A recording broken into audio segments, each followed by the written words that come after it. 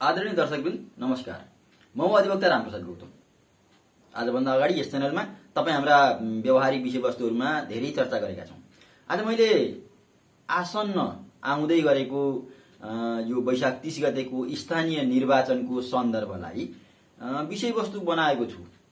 अहिले म जहाँ छु त्यस क्षेत्रमा केही उम्मेदवारहरूले भोट माग्ने क्रममा अर्को उम्मेदवारलाई मतदान गर्ने मनसाय बनाएका उम्मेदवारहरूको मनसाय परिवर्तन गरी आफूलाई भोट दिने बनाउनका लागि के भन्ने गरेको मैले देखेँ, पाएँ, अनुभव भयो भने त्यो मान्छे त सरासर हार्दैछ।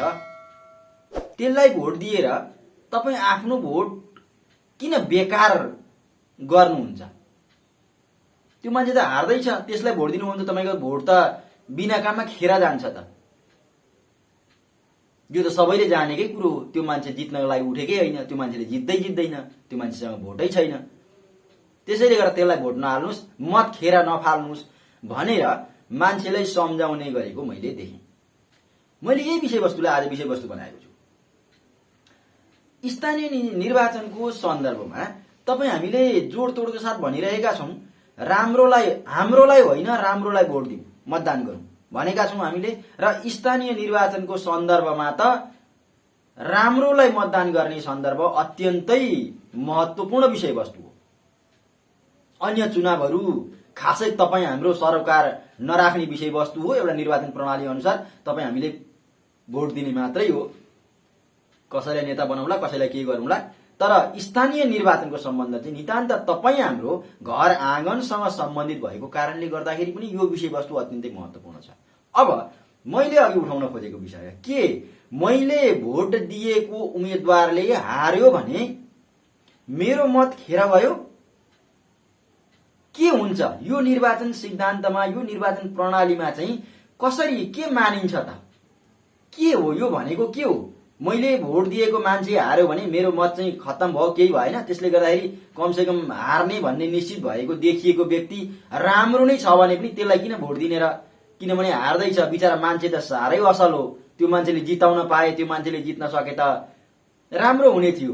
तर अब बिचरा जित्दैन, त्यसको अवस्थै त्यस्तै छ। अरू राजनीतिक पार्टीहरूले पुरै कार्डेनिङ गरेका छन्, उनीहरूको एकाधिकार छ, पहिलेदेखिको राजनीति गरेका हुन्, या वा दुनियाँ दिवाना यस्ता गफहरूको कारणले गर्दा मान्छे त राम्रो थियो तर भोट काम लाग्दैन, बेकाममा त्यो मान्छेलाई भोट दिँदाखेरि कामै लाग्दैन, के दिनु, बरु अर्कोलाई दिन्छु भन्दैछौँ। हामी त्यस्तो मनसायमा छौँ। यदि छौँ भने यो सही हो। तपाईँ हामीले भोट दिएको व्यक्ति हार्यो भने तपाईँ हाम्रो मत पक्कै खेर गएको भन्ने मान्नुपर्छ त? एकदमै पर्दैन। अब म यो सन्दर्भलाई चाहिँ के जोडौँ भने, हुन चाहिँ यो काम भनेको नितान्त निर्वाचन आयोगले गर्नुपर्ने काम हो। त्यसै गरेर राजनीतिक पार्टीहरूले गर्नुपर्ने काम हो। स्थानीय अथवा बौद्धिक वर्गका बुद्धिजीवीहरूले गर्नुपर्ने काम हो। आज मैले यसरी ठाउँ ठाउँमा, आजै मात्रै पनि मैले यसरी मान्छेहरूलाई सम्झाउँदै गरेको 3-4 ठाउँ भेटेँ। हिजो अस्ति पनि यो घटनाहरू दोहोरिरहेको थियो, म दिमागमा खेलाइरहेको थिएँ, किन यसो भन्दैछन् राजनीतिज्ञहरू, राजनीति गर्नेहरू भनेर। तर कसैले पनि यो विषयको बारेमा उचित राय, सल्लाह, सुझाव, जानकारीमूलक यस प्रकारको कुनै पनि सामग्री निर्माण गरेर सर्वसाधारणको लागि प्रेषित गरेको मैले पाइनँ। त्यसैले गर्दा मैले यो विषयवस्तुलाई राजनीतिको सिद्धान्त, निर्वाचन प्रणालीको सिद्धान्त, विशेष गरी मल्टी पार्टी सिस्टममा, बहुदलीय राजनीतिक व्यवस्था अन्तर्गतको राजनीतिक प्रणालीमा यो धेरै मत प्राप्त गर्ने व्यक्ति विजय हुने बहुमतीय प्रणाली अन्तर्गतको निर्वाचन सिद्धान्तमा, निर्वाचन प्रणालीमा पराजित हुने उम्मेदवारले पाएको मतको हैसियत कस्तो हुन्छ, के हुन्छ? पराजित हुने उम्मेदवारलाई मत दिने मताधिकार, मतदाताको अधिकार के हुन्छ? जित्ने व्यक्ति, विजयी हुने व्यक्तिसँग त्यो पराजित हुने व्यक्तिलाई मतदान गर्ने मतदाताले कुनै कुरा अपेक्षा गर्न सक्छ कि सक्दैन, पाउँछ कि पाउँदैन? अथवा प्रष्ट शब्दमा भन्दा विजयी हुने उम्मेदवारीको विजयमा मेरो पनि योगदान छ भनेर भन्न पाउँछ कि पाउँदैन? सिद्धान्त तह के हुन्छ? मैले आज यो विषयमा चर्चा गर्ने जमर्को गरेको छु। एउटा उदाहरणद्वारा यो विषयलाई प्रष्ट गर्ने जमर्को गरौँ। एकछिनका लागि कहीँ 10 जना मतदाता छन्, त्यहाँनिर 4 जना उम्मेदवार भए। त्यो 4 जना उम्मेदवारहरू मध्ये एकजनाले 1 मत प्राप्त गर्नुभयो, 3 जनाले 2 मत प्राप्त गर्नुभयो र अर्को एकजनाले 3 मत प्राप्त गर्नुभयो। एकजनाले 1 मत प्राप्त गर्नुभयो, 3 जनाले 2 मत प्राप्त गर्नुभयो भनेको मतलब 2 6 प्लस 1 7 र विजयी उम्मेदवार एकजना जो हो उहाँले 3 मत प्राप्त गर्नुभयो भने 3 मत प्राप्त गर्ने व्यक्ति विजयी हुनुभयो। तपाई हाम्रो अहिलेको राजनीतिक यो निर्वाचन प्रणालीको विजयी हुने सिस्टम यही हो, तरिका यही हो। अब यसलाई यसरी हेर्नुस्, 3 जना को मत पाएर विजयी हुने त्यो उम्मेदवारको विपक्षमा मत दिने उसको त्यो क्षेत्रमा कतिजना मान्छे छन् त भन्दा 7 जना मान्छे छन्। उसले पायो 3 मत, ऊ विजयी भयो, तर उसका विपक्षमा मत दिने मान्छेहरू 7 जना मान्छे छन् भनिसकेपछि त यहाँ त बहुमतको प्रतिनिधित्व त भएन, अत्यन्तै अल्पमतको प्रतिनिधित्व भयो, अत्यन्तै थोरै मतको मात्रै प्रतिनिधित्व भयो। यो विषयलाई अहिलेको हाम्रो यो हुँदै गरेको निर्वाचन यो आगामी निर्वाचनको सन्दर्भलाई राखेर हेर्नुस् त कति धेरै उम्मेदवारहरू छन्, कति धेरै उम्मेदवारलाई तपाई हाम्रो मत बाँडिदैछ र जित्नेले कति मत प्राप्त गरेर जित्दैछ। यो त हामीले सामान्य नजरले पनि, सामान्य दिमाग भएको मान्छेले पनि क्याल्कुलेसन गरेका छौं। मत अत्यन्तै बाँडिदैछ र थोरै मतको फरकमा थोरै मत प्राप्त गर्नेले जित्दैछ, सबभन्दा बढी प्राप्त गर्नेले जित्ने नै हो। अब यो अवस्थामा के भन्नुपर्छ त? त्यसो हो भने त्यो 7 वटा मत, अघि मैले हिसाब गरेको 7 वटा मतको विजयी उम्मेदवारप्रति कुनै योगदान छैन त? अहिलेका उम्मेदवारहरूले सम्झाउँदै गरेका, त्यो 1 मत पाउनेलाई 2 मत पाउनेलाई किन भोट दिनुहुन्छ, तिनीहरू त हार्दै नै छन् भनेर सम्झाउँदै गरेका उम्मेदवारहरूको यो सम्झाउने प्रक्रियालाई हेर्दाखेरि त त्यो 7 वटा मतको त कुनै मतलबै भएन। गलत मान्छेलाई भोट दिइएछ, जित्दैन, खत्तम भयो। यस्तै हो त? एकदमै होइन। तपाई हामीले बुझ्नुपर्ने कुरा चाहिँ यही हो, एकदमै होइन। मैले भन्न खोज्न यो भिडियोको धेरै फेरि बाँध्नेवाला भूमिका, तर भन्न खोजेको विषयवस्तु चाहिँ यही नै हो। त्यस्तो होइन। त्यो 7 वटा मत जो विजयी उम्मेदवारको विपक्षमा गयो, त्यो 7 वटा मतको भूमिका कति महत्त्वपूर्ण छ भने त्यो 7 वटा मत यदि अन्य विपक्षीहरूको उम्मेदवारहरूमा नगएको थियो यदि भने 3 वटा मत प्राप्त गरेर जित्ने विजयी उम्मेदवार विजय हुन पाउने नै थिएन। सबभन्दा पहिलो महत्त्वपूर्ण अवस्था त्यो 7 वटा मतको भूमिका। त्यो 7 वटा मत अन्यत्र गएकै कारणले गर्दा 3 मत ल्याएर भए पनि एउटा व्यक्तिले जित्यो। अब यो अवस्था भइसकेपछि मल्टिपार्टी सिस्टमलाई धेरै व्यक्तिहरूले खराब भन्ने गरेका छन्। राजनीतिक प्रणालीको यही विषयवस्तुलाई लिएर फ्लोरमा त उसको विपक्षमै धेरै मत हुन्छ, त्यस्तो मान्छेको के को बहुमतीय प्रणाली भन्ने र अल्पमतीय प्रणाली भने भइगयो नि। बहुमतको प्रतिनिधित्व हुँदैन, किनभने उसले पाएको मतभन्दा धेरै त विपक्षीहरूले पाइरहेका हुन्छन्, अन्य पराजित उम्मेदवारहरूले पाइरहेका हुन्छन्। त्यसले त थोरै मतको मात्रै प्रतिनिधित्व गर्छ, के को बहुमतीय प्रतिनिधित्व भन्ने गरेका छन्। तर त्यसो होइन। जब विजयी उम्मेदवार विजयी हुन्छ, तपाई हामीले भाषण सुन्ने गरेका छौं, म विजयी भएँ फलानु पार्टीबाट, अन्य पार्टीलाई मतदान गर्ने मतदाता महानुभावहरूलाई पनि म समान व्यवहार गर्नेछु। यो साह्रै तुच्छ शब्द हो। विजयी हुने उम्मेदवारले यसरी बोल्नै हुँदैन। यो बोल्नै नहुने कुराहरू हाम्रा राजनीतिक प्रणालीमा, हाम्रा राजनीतिक संस्कारमा, हाम्रा राजनीतिक कार्यकर्ताहरूलाई पार्टीहरूले प्रशिक्षण दिएका छैनन्। त्यसले गर्दा नेताहरू आफूलाई नेता भन्छन्, तर यो बोल्नु हुँदैन भन्ने शब्द उनीहरूलाई थाहै छैन, यसरी नै बोलिन्छन्।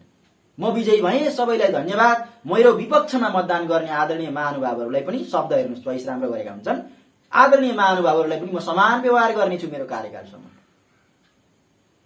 विजयी भनेर उम्मेदवारी विजयीको घोषणा हुने बित्तिकै त्यहाँनेर विपक्षमा कुनै मतै हुँदैन, किनभने सबैभन्दा ठूलो भूमिका विपक्षमा भएको मतले नै उसलाई विजयी गराउनमा सहयोग गरेको हुन्छ। एउटा अवस्था। अर्को अवस्था, यो सिस्टमलाई किन मान्यो त? अन्तर्राष्ट्रिय जगतले पनि मानेको छ। हेर्नु होला किन मानियो त भन्दाखेरि चुनाव जित्ने बित्तिकै चुनावी प्रसंग समाप्त भयो। प्रथमतः हार्ने उम्मेदवारहरूलाई मतदान गरेको कारणले गर्दा थोरै मत ल्याएर पनि जित्ने उम्मेदवारले विजयी हुन पायो। त्यसले गर्दा हार्ने उम्मेदवारले पाएको मतदाताहरूको मतको पनि भूमिका रह्यो जिताउनका लागि भनेर मान्नुपर्ने हुन्छ सिद्धान्ततः। एउटा कुरो भने अर्को कुरो, अब विजयी उम्मेदवारले चाहिँ के गर्ने त भन्दा त्यो आफूलाई भोट दिने, आफूलाई मत दिने उम्मेदवारहरूको भन्दा पनि ठूलो भूमिका चाहिँ कसको रह्यो त भन्दा आफूलाई मत नदिने उम्मेदवारहरूको मतदाताहरूको भूमिका रह्यो। अहिलेको प्रसंगमा 3 वटा मत न आफूलाई पाएको हो। 7वटा मत बाँडिएर 2 र 1 नभएको भए त अर्को एउटाले जित्थ्यो नि, जित्दैन थियो र? यो भूमिका निर्वाह गरिदिने ती मतदाता चाहिँ त्यो विजयी उम्मेदवारका लागि आफूलाई मत दिने मतदाताहरू भन्दा पनि महत्त्वपूर्ण हुन्छन्। त्यसले गर्दा अब चाहिँ के गर्नु पर्यो त भन्दा त्यो उम्मेदवारले, विजयी उम्मेदवारले समग्रमा सबैको मतबाट मैले विजयी भएको हुँ भनेर उसले महसुस गर्नुपर्छ। ती मतदाताहरू पनि आफ्ना हुन्, किनभने फ्लोर हो नि त, त्यो त फ्लोर हो।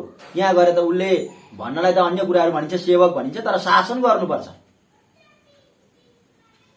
शासन नै गर्ने हो राजनीतिमा। त्यसले गर्दा फ्लोरमा कति मेरो पक्षको मान्छे छ भनेर उसले हेर्नै हुँदैन, त्यस प्रकारको व्यवहार गर्नै हुँदैन। हाम्रो राजनीतिक प्रणाली साह्रै नै पिछडिएको छ। त्यसले गर्दा विजयी भइसकेपछि पनि त्यस प्रकारको भेदभाव, पार्टीगत उच निचका कुराहरू देखाउँछन्, देखिन्छ उम्मेदवार अथवा विजयी उम्मेदवारहरूबाट, पार्टीका प्रतिनिधिहरूबाट, चुनिएका व्यक्तिहरूबाट भनौँ न। तर त्यो चाहिँ अत्यन्तै राजनीतिक कुसंस्कार हो, राजनीतिक प्रशिक्षणको अभाव हो। पार्टीहरूले यसरी कहिले पनि आफ्ना कार्यकर्तालाई प्रशिक्षणै गरेका छैन। सबभन्दा ठुलो भूमिका पराजित उम्मेदवारहरूले पाएको मतको हुन्छ, आफू विजयी हुनेमा भनेर कसैले सिकाएकै छैनन्, सिक्नै चाहँदैनन् राजनीतिक पार्टीका सदस्यहरू। अब त्यसो भएपछि यसरी भनिरहँदा त्यो विजयी उम्मेदवारलाई मैले भोट दिएको छुइनँ, के मेरा समस्याहरू, मेरा अवस्थाहरू, मेरा विषयवस्तुहरू मैले त्यो विजयी उम्मेदवारलाई राख्ने मेरो अधिकार हुँदैन त भन्दा एकदमै हुन्छ। त्यो 3 जनाको जति अधिकार हुन्छ अन्य 7 जनाको पनि त्यति नै अधिकार हुन्छ, बराबर अधिकार हुन्छ। अझै धेरै अधिकार हुनुपर्छ भनेर त्यो विजयी उम्मेदवारले मानिदिनुपर्छ, किनभने 7 जनाको भूमिका ठुलो थियो विजयी गराउन। उसले मानेन भने पनि तपाईँ हामी मतदाताको अधिकार चाहिँ एकदमै बराबर हुन्छ। हामीले होइन मैले मत दिएको थिइनँ, मैले दिएको उम्मेदवार त हारो, म कसरी उसलाई यी विषयवस्तुहरूको प्रस्ताव गरौँ अथवा सहयोग मागौँ भनेर लजाउनु पर्ने अवस्थै छैन। तपाईँको पनि त्यही प्रतिनिधि हो, किनभने यो मल्टी पार्टी सिस्टम हो, यो निर्वाचन प्रणाली नै यस्तै छ। यो प्रणालीको दोष हो, यदि दोष हो भने प्रणालीको दोष हो, तपाईँ हाम्रो दोष होइन। त्यसले गर्दा बराबर अधिकार हुन्छ तपाईँ हामीले। अब यो मैले प्रसङ्ग किन जोडेको भने मान्छे त एकदमै राम्रो हो, जित्यो भने त साह्रै राम्रो काम गर्छ, तर उसको राजनीतिक मा त्यति राम्रो छैन, फ्लोरमा त्यति राम्रो भोट छैनन्, सबैले भोट दिँदैनन्, त्यसले गर्दा हार्छ होला, किन आफ्नो मत खेर फाल्नु, बरु जित्ला जस्तै लागेको उम्मेदवारलाई नै दिन्छु भनेर कदापि पनि आफ्नो मन मारेर चित्त नबुझेको गलत व्यक्तिलाई भोट पटक्कै नदिनुस्। यदि तपाईँको एक भोट मात्रै असल मान्छे, तपाईँले देखेको असल मान्छेलाई पर्छ भने परोस्, तपाईँको भोटका कारणले गर्दा खराब मान्छे विजयी भयो भने भयो, तर कमसे कम तपाईँले आत्मविश्वासका साथ भन्नुहुन्छ कि मैले खराब मान्छेलाई भोट दिएको थिएँ। सिद्धान्त त तपाईँको मतको पनि उसले कदर गर्नुपर्छ जसले जित्यो, यो पनि विषयवस्तु छँदैछ। त्यसले गर्दा असल चुनौँ, राम्रो चुनौँ, हाम्रो चुनौँ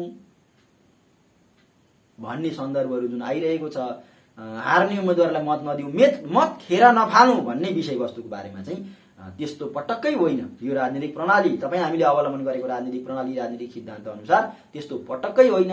राम्रोलाई नै दिने हो, हार्छ भने हार्छ, त्यसमा मतलब भएन। हारो भने पनि तपाईँ हाम्रो भूमिका, तपाईँ हाम्रो मतको भूमिका अत्यन्तै महत्त्वपूर्ण हुन्छ। जसले जित्छ उसमा एबिसिडी जसुकैले जित्छ। त्यसले गर्दा राम्रोलाई नै भोट हाल्ने हो, तपाईँले देखेको राम्रोलाई नै हाल्ने हो। पार्टी समात्न म त अझै एक स्टेप अगाडि बढेर के भन्छु भने स्थानीय तहको निर्वाचनमा त हुन त हाम्रो राजनीतिक प्रणाली नै यस्तै छ, हामी पार्टी नै समातेर उम्मेदवारी पनि दिन्छौँ, यस्तै छ, सिस्टम नै यही छ, कानुन नै यही छ, संवैधानिक व्यवस्था यस्तै छ। तर यहाँ राम्रोलाई नै हेर्नुपर्छ। अब यहाँ अलिकति 2-4वटा कुराहरू जोडौँ। केही राष्ट्रहरूले के गरेका देखिन्छन् केही राज्यहरूमा भने मल्टिपार्टी सिस्टममा उम्मेदवार उठ्छ तर 51% चाहिँ भोट ल्याउनुपर्छ जित्नका लागि, अनि कसैले पनि ल्याएन भने सबभन्दा माथिका 2टालाई लडाएर फेरि तिनी मतदाताहरूबाट पुनः भोट गराइन्छ र 51+ जसले ल्याउँछ त्यसलाई विजय घोषित गरिन्छ। यो सिस्टममा पनि त दोष त छ नि त। गलत 2टा चाहिँ माथिका सबभन्दा धेरै ल्याउने भयो भने फेरि उम्मेदवारहरूले के गर्नु पर्यो त भन्दा गलत मध्येको एउटालाई दिनुपर्ने भयो। अब मेरो विचारमा भन्नुहुन्छ भने त अहिलेको सिस्टम भन्दा पनि खराब सिस्टम। त्यसले गर्दा तपाईँ हामी यो सिस्टममा छौँ, हाम्रो निर्वाचन प्रणाली यो छ, हाम्रो कानुनी व्यवस्थाहरू यस्तो छन् भने हामीले राम्रोलाई भोट दिँदा भोट खेर जान्छ, मेरो उम्मेदवारले जित्दैन भन्ने सोच नै हुँदैन, एकदमै हुँदैन। यो गलत हो।